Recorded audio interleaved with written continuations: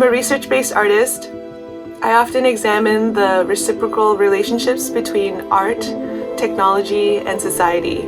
My body of work is very diverse, but I continue to do a lot of 3D printing and digital fabrication. When I first learned about making with biology, I think that's where the door got blasted wide open. Getting the BAD award was so meaningful for me. I actually had never had a budget to make work like that before, and it really transformed what I could accomplish. I was paired with radiologists, and to me, radiologists are like artists because their whole work is in image making through data. And it was so fascinating for me to learn how they think about image making and how they think about the body. So for that installation, each piece was a self-portrait. There was a set of 9 self-portraits, each that spoke about consciousness and personhood from different scientific points of view. Each sculpture was exactly my height, and each one contained a vitrine that was the volume of my body if it were to be blended up. 2 years later, I'm still thinking about some of the questions that got raised there. I like the idea of my body as material and my body as data. And I started to really think about what do they know about my body as doctors who can look at every single pore and every single heartbeat versus what does Facebook and Google know about me, never having met my body, but knowing everything about my digital life. And honestly, this continues to be something that I think about to this day. Some of my first pieces were self-portraits of my microbiome, so I learned how to grow microorganisms. I made a piece where I could control sperm with my mind, which is in the exhibition. Mind Controlled Sperm is a performance in which a woman is wearing an EEG device and she's controlling sperm with her mind, and the movement of sperm is controlled in an electric field through a phenomenon known as galvanotaxis.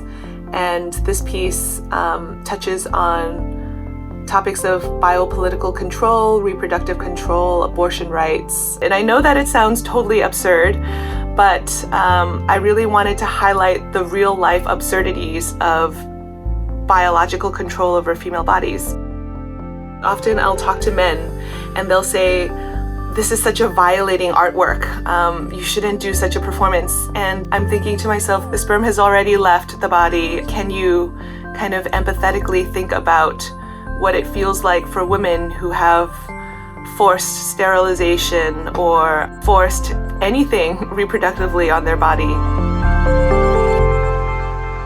Another piece in the exhibition is called Male Maternity Wear. And for this piece, I'm considering pregnancy throughout the gender fluid spectrum. I was very inspired by a trans man who gave birth, and I was thinking to myself that there's no maternity wear for him. This one is designed as a sketch of a power suit that accommodates a male pregnancy. There's so much symbolic weight in the pregnant body. Definitely one of the launching points for this project was thinking about the future of pregnancy. Number one, the artificial womb, and then could men give birth? Small Inconveniences is a very recent work that reflects on the nature of pregnancy as mediated by commercial goods. For this series, I was thinking of all of the things that you can buy, like anti-stretch mark creams or pregnancy corsets. And I wanted to create garments that actually reflect my lived experience of pregnancy, including labor pains, incontinence, and a whole spectrum of other things, including melasma, mood swings. There's this idea that the value of the female body has to exist in its virginity, its pre-fertile state, even though we also put fertility on this pedestal. A lot of times I like to take theory into experience and theory into practice for you to kind of viscerally experience some of the ideas of the work.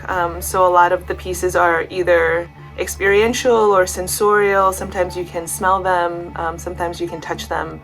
And really, I think the pieces touch the mind.